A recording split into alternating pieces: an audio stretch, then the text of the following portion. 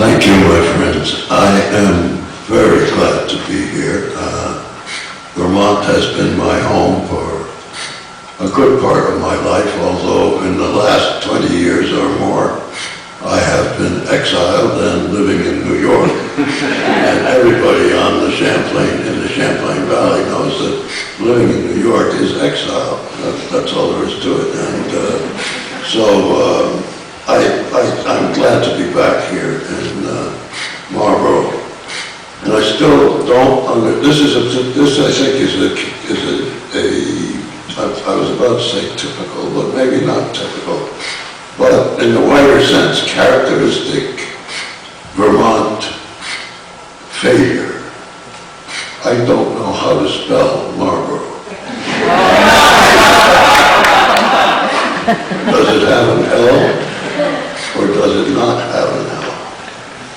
L and two O's. L and two whats? O's. O's. So it's Marlboro. Excuse me? No R. Yes, it has an R.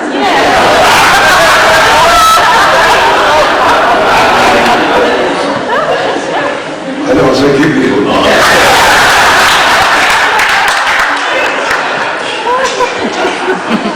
That's characteristic too. Anyway, when I was living in this state years and years ago, Marlborough didn't exist as far as I know, although I drove over from New Hampshire and parts east to New York and parts west many times through White River Junction and places like that, and had a pretty good idea of the woods and valleys and lakes and rivers of this part of the world, and treasure them in my memory, and I hope they're still there. I'm sure they are. I hope somebody is guarding them and preventing anything awful from happening, but I'm pretty sure awful things are happening all the time. You can't help it. Anyway, here I am. I'm supposed to read some poetry to you. I'm not exactly sure why, but that's the way poetry readings are. They're fortuitous in a sense, and in another sense, they're tyrannical. The great hand of fate comes down and grabs you by your head and picks you up like a chess man and moves you into this chair, and when you get here, you don't know what to do. And I particularly don't know what to do because since the last time I was in Vermont, I've aged. Good bit. I'm now 88 years old, and I can't read, and I can't see, and I can't think. That's all I can do to urinate, I tell you. It's a hell of a state to be in. But here I am. And I have this contraption which has been set up for me by my two friends whose names I can't remember because I have such a bad memory. Miles and Chris. Miles and Chris. And they have been extremely kind to me, and so has everybody else connected with this whole project. So I am not being mean-spirited, I hope. I don't mean to be. Everybody has been very kind, and I must say that Ellen, as she used to call herself, and maybe she still does, Ellen McCulloch Lovell, has been my friends for at least 50 years, maybe more. And, what did you say? I said I'm getting older, by the way. Oh, well, good. Maybe someday you can explain where McCulloch comes from. It's always been attached to your name, but I've never known why. Anyway, I am here to read poems, and I have my book here, so I will read some poems with this contraption if I can make it work.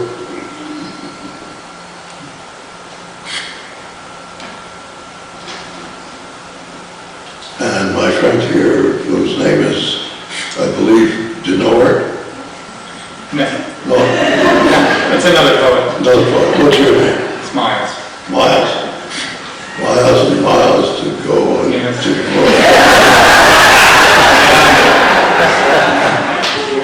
Okay, here we are. And this is a poem which I wrote quite a long time ago when I was up at Galway's house in Sheffield. Have any of you been there? I'm sure you have. A wonderful farm, although he doesn't farm it very much, but he farms it a little bit.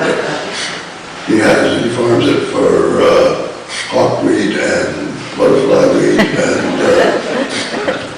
and that other pink weed. What is that called? It's so nice in Vermont. Excuse me? Excuse me? I hear too many voices and I can't distinguish. Steeplebush. No, not steeplebush. That's hazy stuff that grows on the fence rows. Fireweed, you got it. I love fireweed. It's a great weed. And I think Galway has a good display of it. He used to have it. Hasn't cut it down or something. And so I was sitting on Galway's porch and looking at the fireweed and thinking about everything. And this is what came out. Continual. At Galway's, such is the presence of the snows, even in summer, and the touch of wind on the drifts, of green gleaming in white, that all this world's gifts mean death in a cold light, while ever the wind blows. That's the end of that poem. And the next poem is called Sonnet. What do you suppose that thing is? I said. She said. No, I already screwed up here. I said. What? She said. Why, that there annual on that yeller diamond-shaped sign back there set by the side of the road. I said. Why, I thought it were a horse, she said. That, I says, but that, no horse looks like that. No, but don't you bet on it. A horse looked like that if you let them down country folk draw it, she says. Cut it out, I says. You don't mean it. Why, yes, she says. Well, how can anybody tell, I says. They took a survey, she says. A horse is part Belgian, part ox, and it's got a moose's ass with a mite of grizzly thrown in. You don't say, I said. Then I shut up the rest of the way.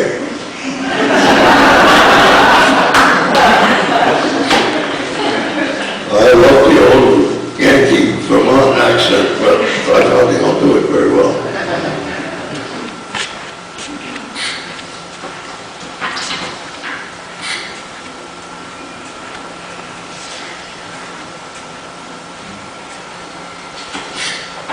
Which one am I supposed to read?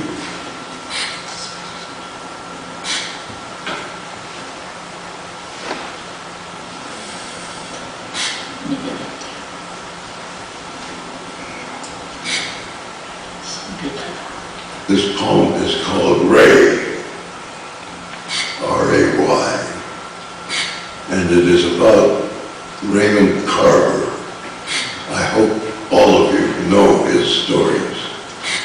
He was a good friend of mine in the old days. We taught together at Syracuse and spent many evenings together talking and drinking and having a good time. Ray was a wonderful storyteller.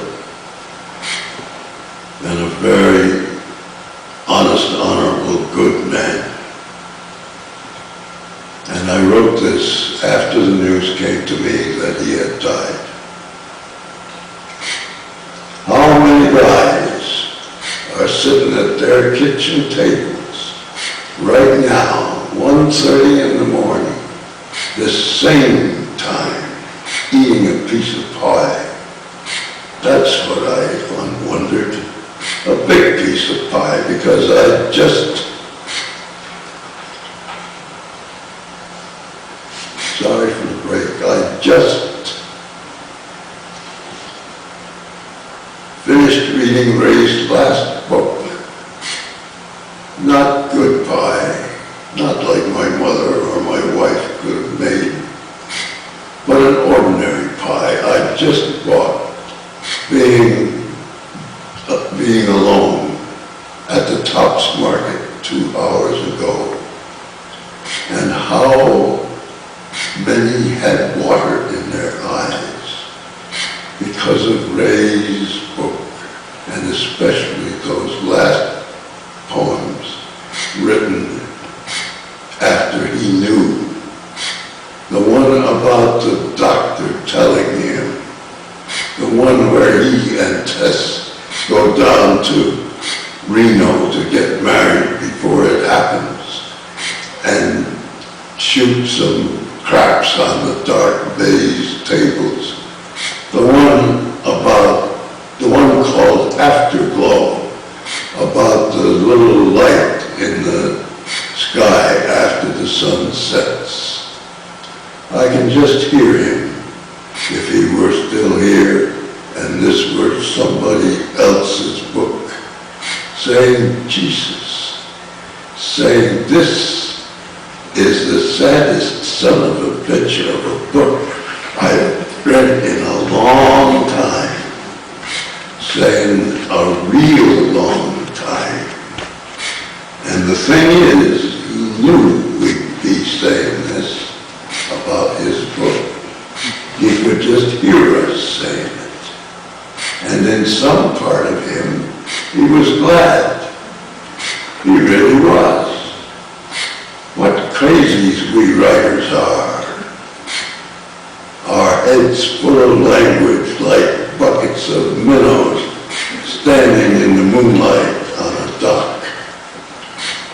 Ray was a good writer, a wonderful writer, and his poems are good, most of them, and they made me cry there at my kitchen table with my head down. Me, a 67-year-old galoot, an old fool, because all old men are fools. They have to be. Shoveling big, jagged chunks of that ordinary pie into my mouth, and the water falling from my eyes onto the pie, the plate, my hand, little speckles of shining in the light, brightening the colors, and I ate that goddamn pie, and it tasted good to me. And that, I believe, is the end of that book.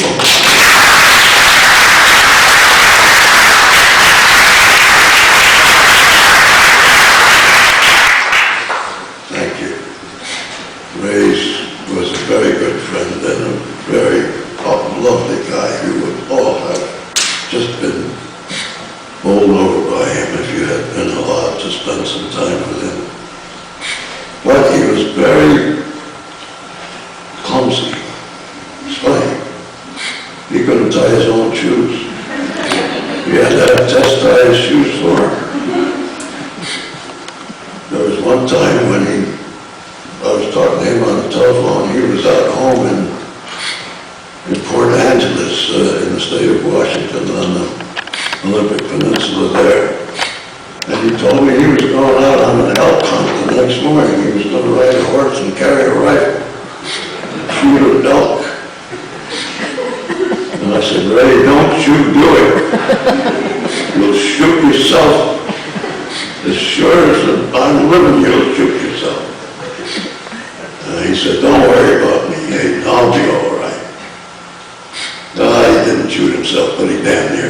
And he came home all ragged and torn up, and the horse threw him on a slag field there where the old mines were. He slid down the slag on his shirt and tore the shirt to pieces. It's a wonder he ever lived through that, but he did. He lived through a lot of things. Ray wrote a book about life in Africa, life especially in northeastern Africa, in Somaliland and places like that. And I wish I could remember the names, but I can't remember the names. He wrote a book about scorpions. He wrote books about trees. He wrote books about women, a number of women. And he wrote books with titles like What We Talk About When We Talk About Love. Marvelous title. I wish I'd been able to think of that. What we talk about when we talk about love is what we talk about when we talk about love. And there's no getting around that. So, all of you, read Ray's stories. Read especially his story called The Ugly Baby. It's a wonderful, humorous story, and Ray was a very funny guy when he wanted to be. I don't know what we have here. This is called Freedom and Discipline. And this is a poem that my wife wanted me to read. Freedom and Discipline.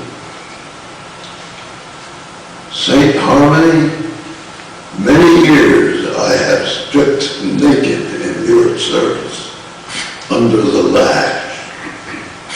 Yes, I believe the first I heard, living there aloud in the hall, was Sergei Rachmaninoff, set at the keys like a great dwarf, a barrel on 3 spindles, megalocephalus, hands with 14 fingers, ugly as Merlin, with whom I was in love. A boy and an old man, a boy nodding and an old man sorrowing under the bushfire of the people's heart, until he coolly knocked out the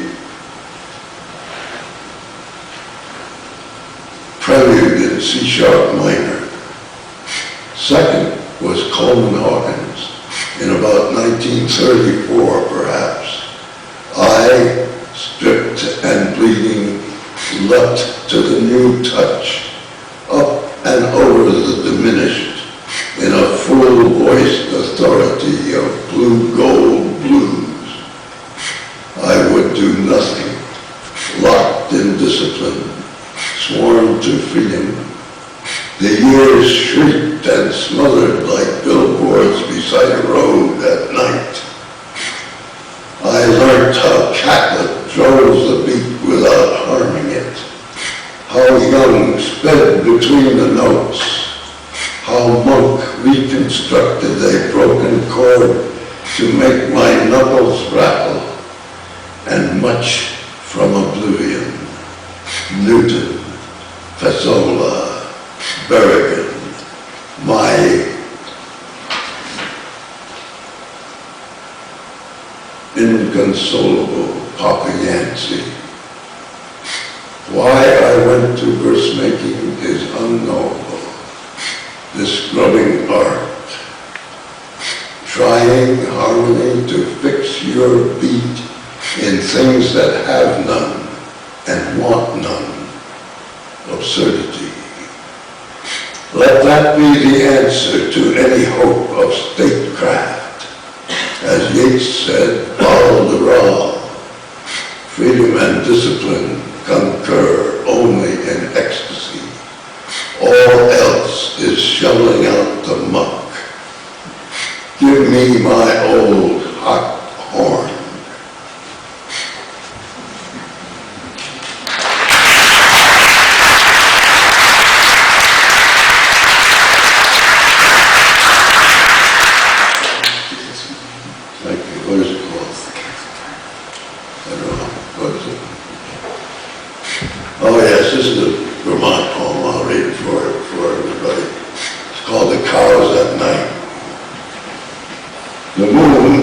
like a full cup tonight, too heavy, and sank in the mist soon after dark, leaving for light faint stars and the silver leaves of milkweed beside the road, gleaming before my car.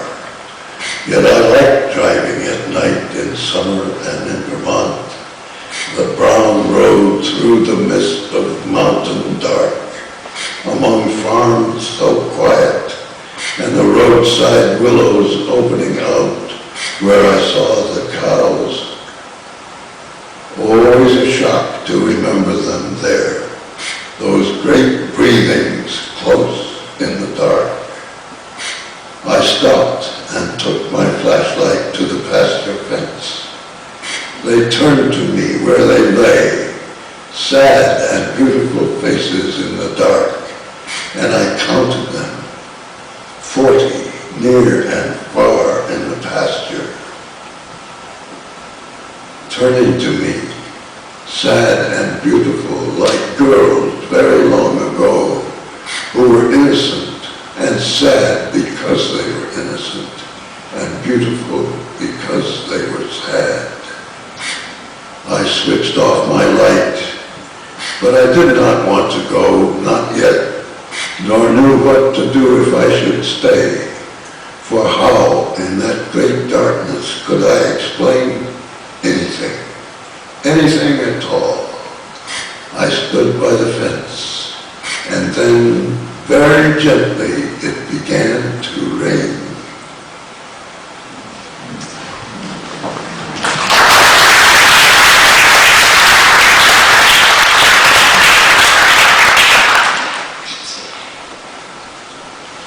It isn't necessary to applaud after every poem, and I think there's always that little hesitation, you know.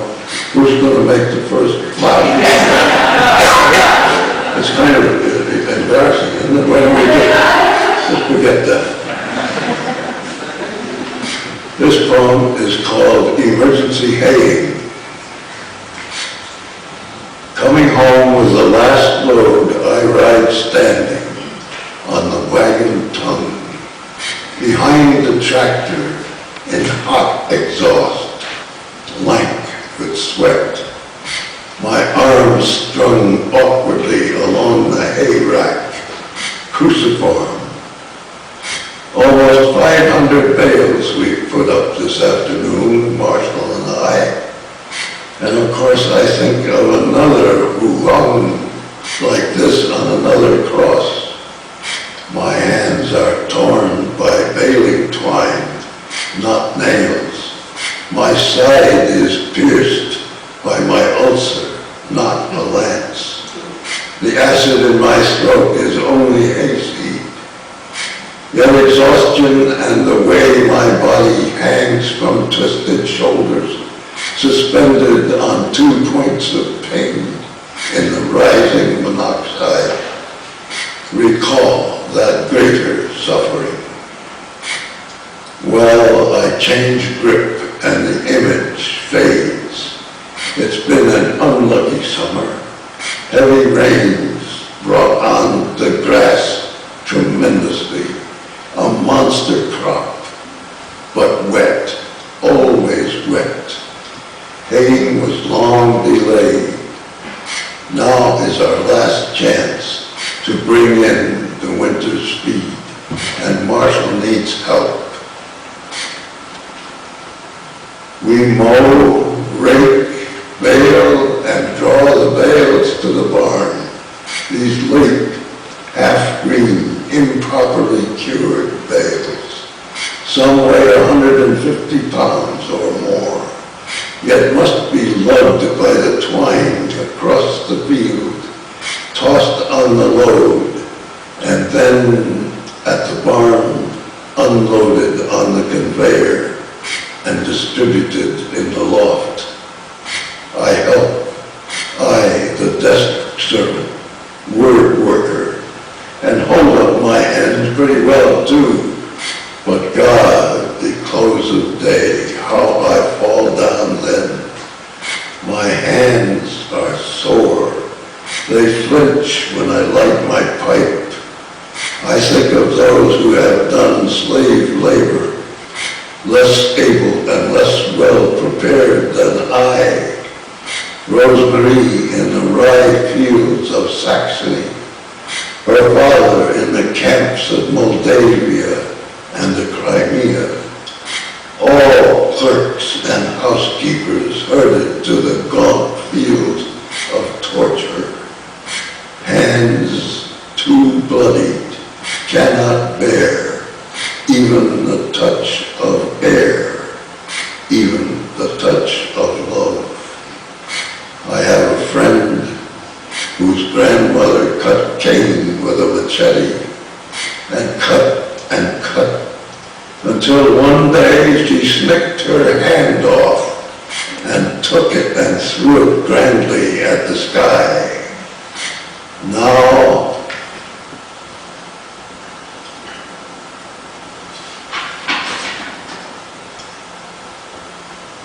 in September, our New England mountains under a clear sky, for which we're thankful at last, begin to glow.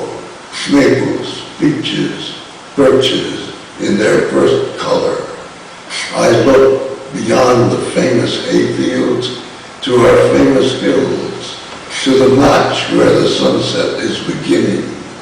Then in the other direction, eastward, where a full new-risen moon, like a pale medallion, hangs in a lavender cloud beyond the barn.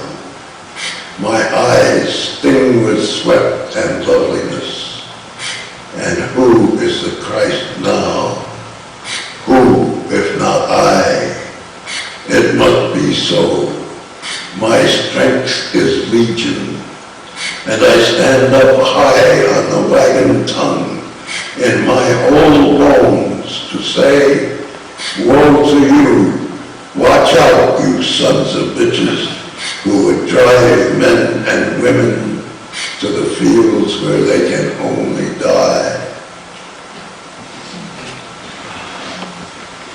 I wonder about that poem and whether you younger people can understand it. This was written in the days when the Russian Empire, as it came to be known, was spreading across Europe and putting everybody that they could catch into labor camps.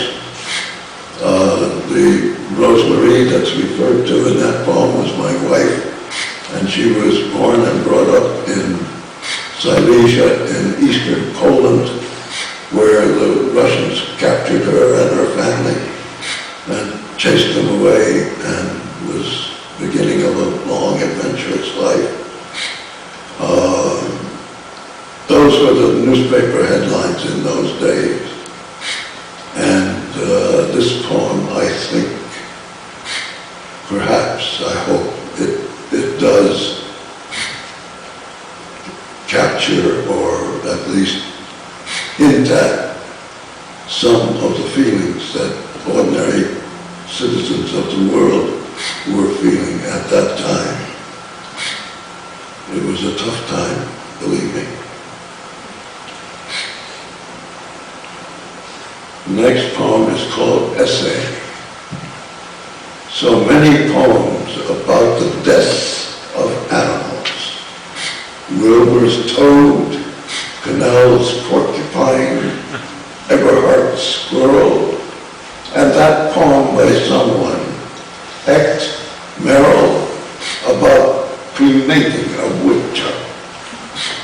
But mostly I remember the outrageous number of them, as if every poet, I too, had written at least one animal elegy, with the result that today, when I came to a good enough poem by Edwin Brock about finding a dead fox at the edge of the sea, I could not respond, as if permanent shock had deadened me. And then, after a moment, I began to give way to sorrow, watching myself sorrowlessly the while, not merely because part of my being had been violated and annulled, but because all these many poems over the years have been necessary, suitable and correct. This has been the time of the finishing off of the animals. They are going away, their fur and their wild eyes, their voices. Deer leap and leap in front of the screaming snowmobiles until they leap out of existence. Hawks circle once or twice above their shattered nests, and then they climb to the stars. I have lived with them 50 years. We have lived with them 50 million years. And now they are going, almost gone. I don't know if the animals are capable of reproach, but clearly they do not bother to say goodbye.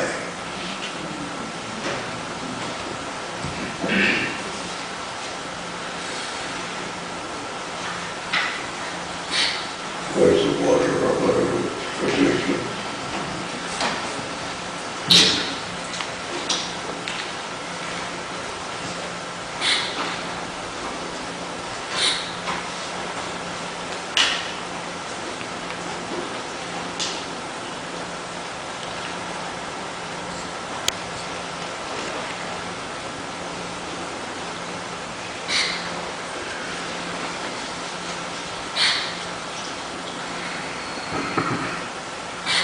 This poem is read in dedication to a great poet who is a friend of mine, and his name is Jeff Hewitt, and he lives in Calais. He formerly lived in Enosburg, and he is a true Vermonter, and he works for the state of Vermont, I believe, down in Montpelier. Notice that I say Montpelier. I do not say Montpelier. Montpelier is the way that all good Vermonters pronounce the name of the capital city. Notice if I'm not right. This poem is called Johnny Spain's White Heifer. The first time ever I saw Johnny Spain was the first time I came to this town. There he was, lantern jaw and broken nose, wall-eyed and fractious, with a can of beer in one hand and a walkie-talkie in the other, out in front of the post office. And I heard someone saying, "Johnny, what in hell are you doing?" "I'm looking for me goddamn," he answered in an executive tone, "for me goddamn white heifer." "Run off, did she?" "Gosh," he said, "busted me south side fence, the bitch. If some thieving bastard didn't bust it for her." "You reckon she's running loose on Main Street?" Johnny looked down, then up, then sideways, or possibly all three together. "Hell no," he growled. "She's off there somewheres." He swung his beer can in a circle. "Me boys is up in the hills looking. I'm directing the search." Then he turned away to a crackle on the walkie-talkie. And that was how Johnny liked it. He wasn't much out on farming, although his farm could have been a fine one. Closest to town, up on the hillside overlooking the feed mill. But Johnny's curse was a taste for administration. That line always gets a laugh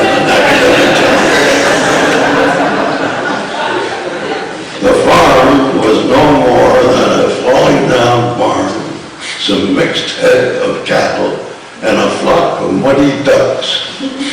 Johnny was the first man in the volunteer fire department to have one of those revolving blue lights set up on the top of his car, and Johnny was always going to a fire. When he came down off that hill of his in that airborne 65 Pontiac, look out. It was every man for himself when Johnny was on the highway. I used to think sometimes I had a glimpse of that white heifer that Johnny never found. A goddamn beauty, he'd say. By Jesus, he was. Why, I'd give 5 old greenback dollars cash and a pair of Indian runners to Blue Ball Baxter for her when she were a calf. There wasn't a finer heifer in the whole goddamn county. I'd see a flashing of white in the balsams at the upper end of the pasture at twilight, but I never found her. Probably all I saw was a deer tail flashing.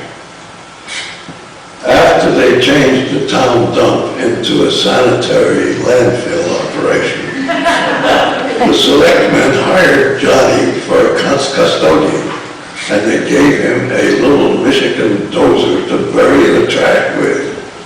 Johnny loved it. "Dump it over there," he'd holler. "God damn it, can't you see the sign? Tires and metal go on the other side." One time, he even inaugurated a system of identification cards so people from Centerville and Irishtown would quit using our dump. And by God, you had to show your pass even if Johnny had known you for years. Part of the deal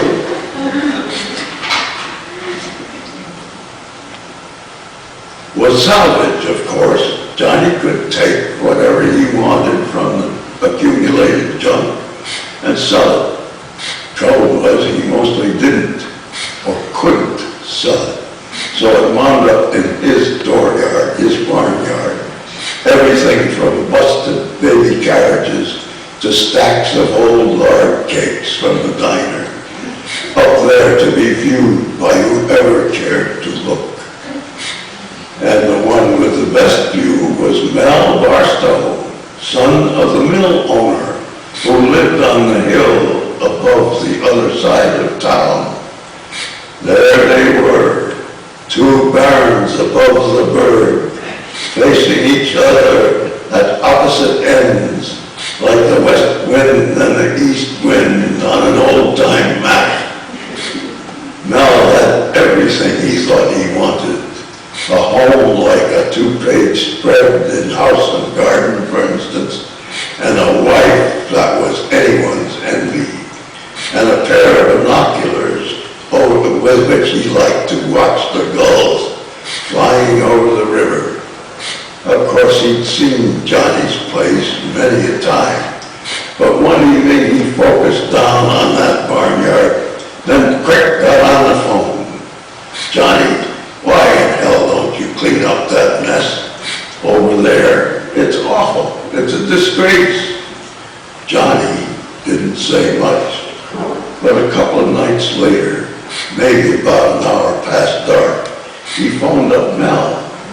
"Mel," he said, "I got me a pair of them binoculars over to Marksville this forenoon, and I've been studying them goddamn birds out there. And what I want to know is why in the hell you don't tell that good-looking female of yours to put some clothes on her backside when she's parading back and forth up and down behind that picture window." Picture? Hell, I'll say it's a picture. It's a goddamn friggin' disgrace if you want to know the truth. Well, I expect for a while Mel's wife was the one who would have liked to get lost, and maybe Mel too, because it's a cinch you can't go down to buy a pack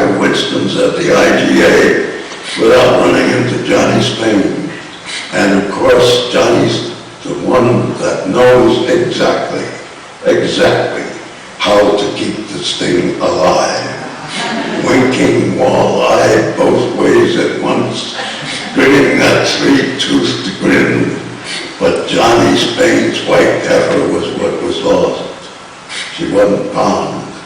Wherever she is, she's gone. Oh, I'm not the only one who thought they saw her, because reports kept coming in all the way around, from the old settlement clear up to Maribou's gravel pit. But that's all they were, just reports. She'd have made a first-rate cow, I reckon, if a man could have caught her, only of course somewhat more than a mite wild. That's the end of that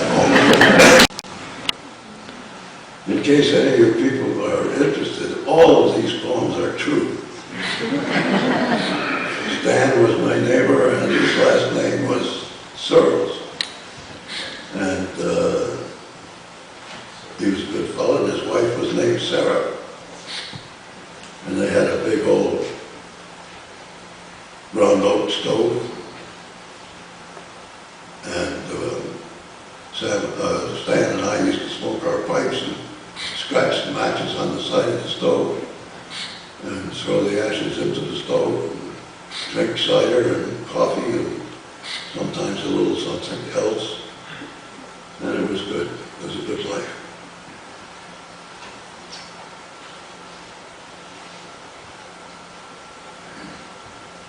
I don't know what this poem is. What does it say up there? Oh, it says this one, which is in my wife's handwriting. And this poem is called, there's a long title, Of Distress Being Humiliated by the Classical Chinese Poets. Masters, the mock orange is blooming in Syracuse without scent, having been bred by patient horticulturists to make this greater display at the expense of fragrance. But I miss the jasmine of my backcountry home. Your language has no tenses, which is why your poems can never be translated whole into English. Your minds are the minds of men who feel and imagine without time. The serenity of the present, the repose of my eyes in the cool whiteness of sterile flowers. Even now the headsman, with his great curved blade and rank odor, is stalking the byways for some of you. When everything happens at once, no conflict can occur.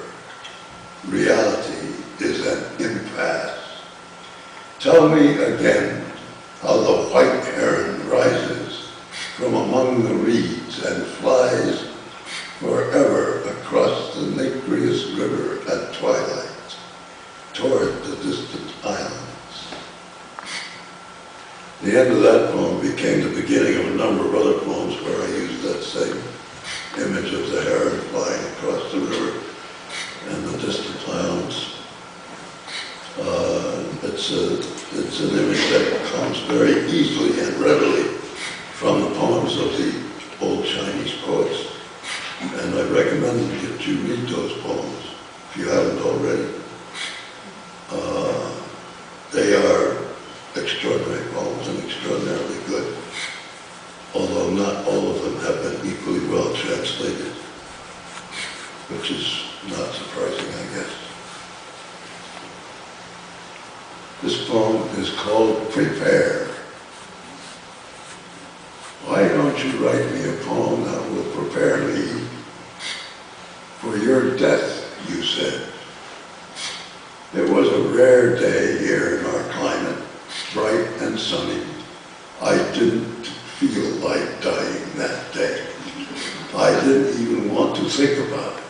my lovely knees and bold shoulders broken open, crawling with maggots. Good Christ! I stood at the window and I saw a strange dog running in the field with his nose down, sniffing the snow, zigging and zagging. And whose dog is that? I asked myself, as if I didn't know. The limbs on the apple tree were lined with snow, making a bright calligraphy against the world, messages to me from an enigmatic source in an obscure language. Tell me, how shall I decipher them?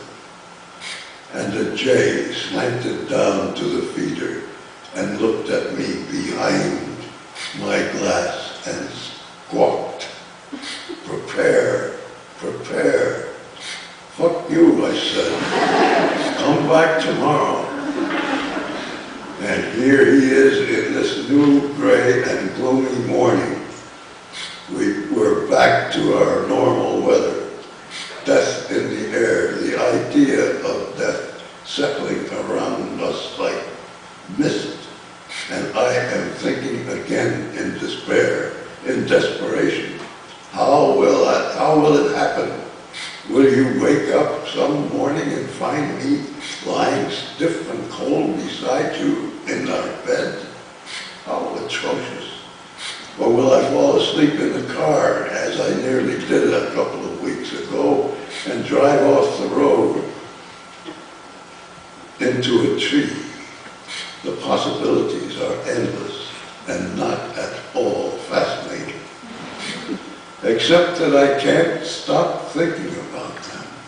Can't stop envisioning that moment of hideous violence. Hideous and indescribable as well, because it won't happen until it's over. But not for you. For you, it will go on and on. 30 years or more since that's the distance between us in our ages. The loss will be a great chasm with no bridge across it, for we both know our life together, so unexpected, is entirely loving and rare. Living on your own, where will you go?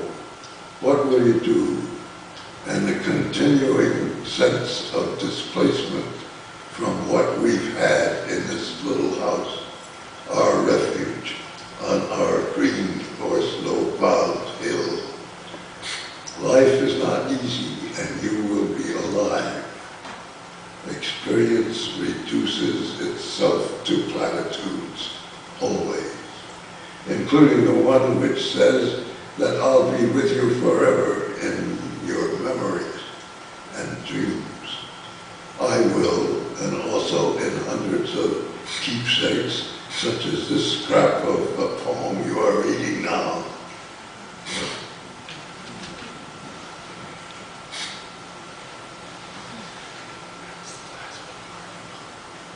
What? Where is it? Oh, that's the end of the poem. I'm sorry. I thought there was some more. It happens sometimes. I forget what I've written or what I haven't written.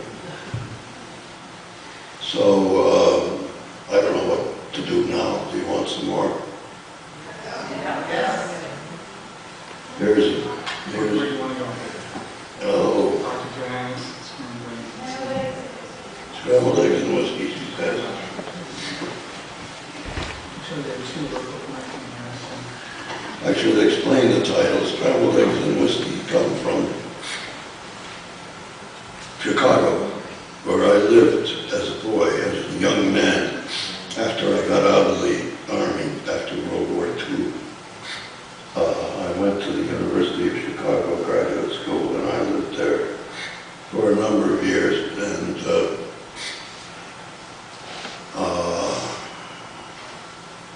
I was going to say something, but I can't remember what it was. Anyway, I'll just read. That's the easier thing for me to do. One of the poems from that book is called Quality of Wine. This wine is really awful. I've been drinking it for a year now. My retirement. Rossi Chablis in a jug from Oneida Liquors. Plonk, the best I can afford. Awful. But at least I can afford it. I don't need to go out and beg on the street like the guys on South Morin in Syracuse, eyes burning in their sockets like acid, and my sweetheart rubs my back when I'm knotted in arthritis and swollen muscles. The 5 stages of death are fear, anger, resentment, renunciation, and apparently the book doesn't say what the 5th stage is, and neither does the wine. Is it happiness? That's what I think anyway, and I know I've been through fear and anger and resentment, and at least partway through renunciation too, maybe almost all the way. A slow procedure, like calling a Medicare office on hold for hours, and then the recorded voice says, hang up and dial again. Yet the days hasten. They go by fast enough. They fucking fly like the wind. Oh, sweetheart, Mrs. Manitou of the Stockbridge Valley, my redhead, my Absecon Lakshmi of the marsh lights, my beautiful, beautiful baby doll, let the dying be long.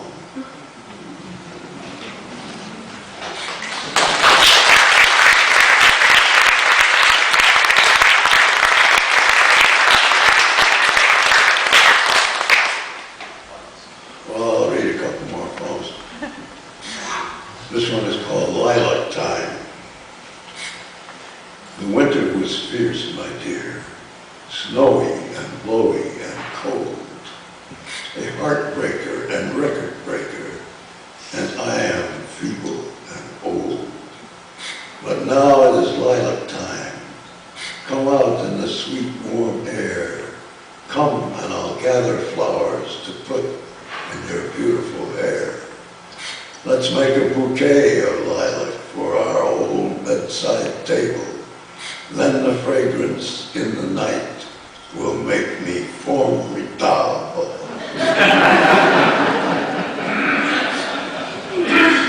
That's the end of that poem.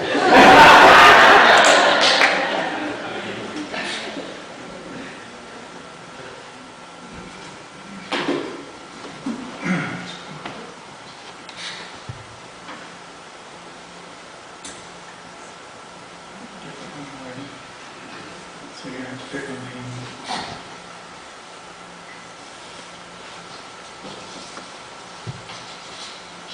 I can't see where's the damn, where's my magnifying glass?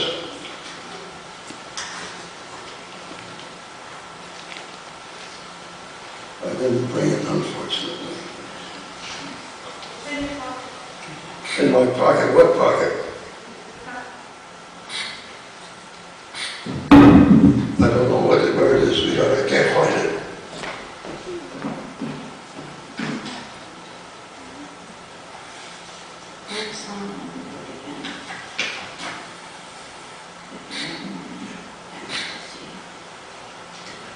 What do you want me to? Yes.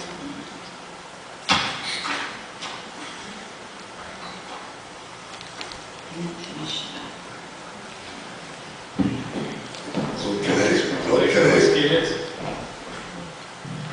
Scrambled eggs and whiskey is the name of this poem. It's also the name of the book. Scrambled eggs and whiskey in the false dawn light. Chicago, a sweet town, bleak, God knows sometimes, and aren't we fine tonight, and weren't we fine tonight, when Hank set up that limping treble roll behind me, my horn just growled, and I thought my heart would burst. And Brad M. pressing with a soft stick, and Joanne singing low. Here we are now in the White Tower, leaning on one another, too tired to go home. But don't say a word. Don't tell a soul. They wouldn't understand. They couldn't, never in a million years, how fine, how magnificent we were in that old club tonight. I hope some of you are jazz fans because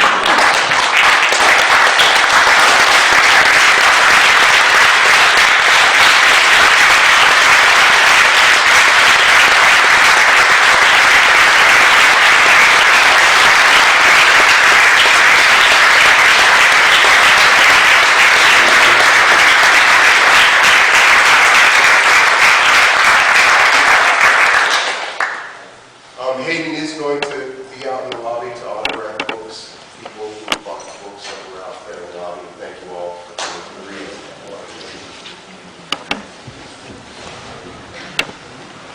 Does anybody have a question or two for Hayden? Anybody?